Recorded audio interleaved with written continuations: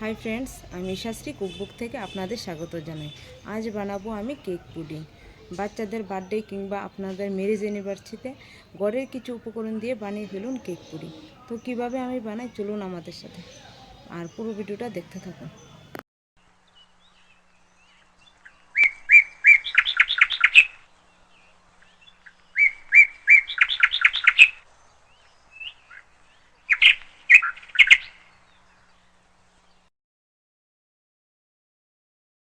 আমার cake pudding বানানোর জন্য আমি কড়াই বসিয়ে দিয়েছি।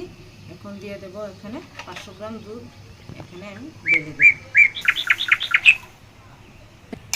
দুধটাকে আমি এখন একটু হালকা গরম করে নেব। আর গরম হয়ে গেছে। এখন এখানে 60 গ্রাম পরিমাণ কর্নফ্লাওয়ার নিয়েছি, এটা আমি দুধের সঙ্গে মিশিয়ে নেব।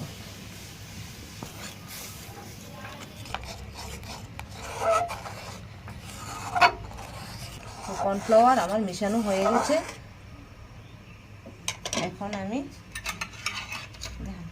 এখানে আমি দুটো ডিম নিয়েছি। ডিমটা একটু স্প্যাচুলা দিয়ে ফেটিয়ে তারপরে দিয়ে দেব কড়াইয়ের মধ্যে। ডিমটা আমার ফেটানো হয়ে গেছে, এখন আমি দিয়ে দেব। এখন আমি ডিমটা দুধের সাথে মিশিয়ে নেব। ডিমটা আমার মিশানো হয়ে গেছে। এখানে আমি 60 গ্রাম পরিমাণ চিনি নিয়েছি, চিনিটা আমি দিয়ে দেব।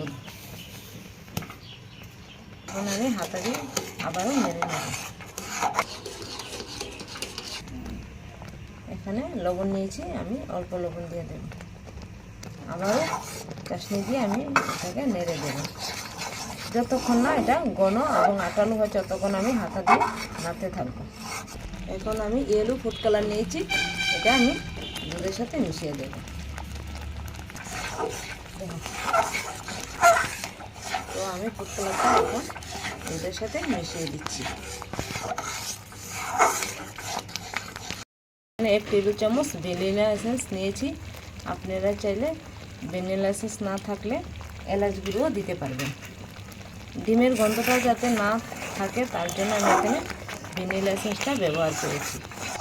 তো বন্ধুরা, ভ্যানিলা এসেন্সটা আরেকটা কারণেও আমি দিয়েছি। আমি বললাম না যে কেক পুডিং, তো কেক পুডিং বানানোর জন্য যাতে কেকের ফ্লেভারটা পুরোপুরি আসে তার জন্য আমি এখানে ভ্যানিলা এসেন্সটা ব্যবহার করেছি। কেক পুডিংয়ের জন্য আমার দুধটা একদম রেডি হয়ে গেছে। এখন আমি নামিয়ে নেব।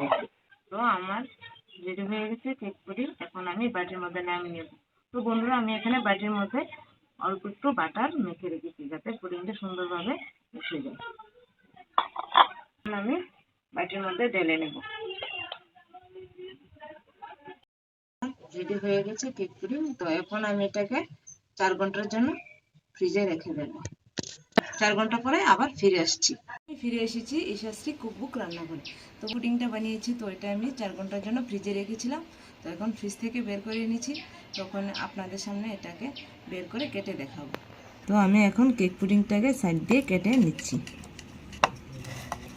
চাকু নিয়েছি, চাকুটা দিয়ে আমি সাইডটা এরকম করে কেটে নেব।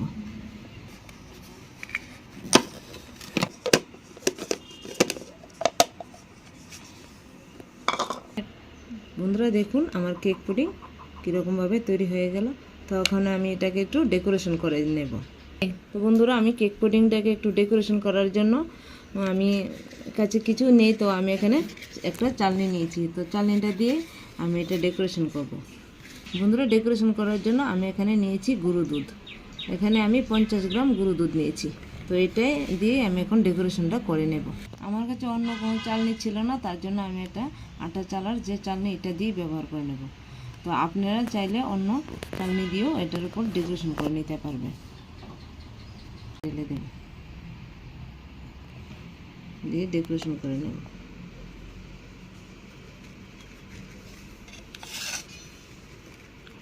হলো আমার ঘরের বানানো কেক পুডিং। তো চলুন আপনাদের এটাকে দেখাই।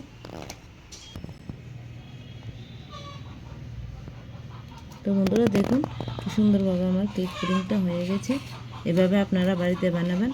বার্থডে কিংবা আপনাদের ম্যারেজ অ্যানিভার্সারিতেও ঘরের বানানো পুডিং দিয়ে আপনারা ম্যারেজ অ্যানিভার্সারি খুব সহজেই পালন করে নিতে পারবেন। কোনো ঝামেলা ছাড়াই আপনারা বাড়িতে বানিয়ে ফেলুন এই কেক পুডিং। তো এখন কেটে দেখাচ্ছি আপনাদের এটা কীরকম হয়েছে।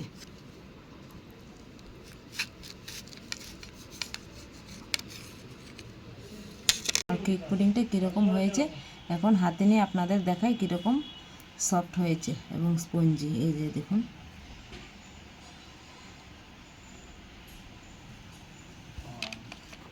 খেয়ে দেখাই আপনাদের। আমার খুব টেস্ট হয়েছে, তো এখন আরেকটু খেয়ে দেখি। জাস্ট অসম। এটা তো খুব মানে মুখটা একদম ভরপুর হয়ে যায় মিষ্টিতে, খুব খেতে ভালো লাগে। তো আপনারা এইভাবেই বাড়িতে বানাবেন। তো এখনও আমার চ্যানেলে যারা যারা আমার চ্যানেলটা সাবস্ক্রাইব করুন তারা আমার চ্যানেলটা সাবস্ক্রাইব করে দেবেন, আর যারা ফেসবুক থেকে দেখছেন তারা আমার ফেসবুকের পেজটাকে ফলো করে দেবেন। ঠিক আছে বন্ধুরা, আজকের মতো টাটা।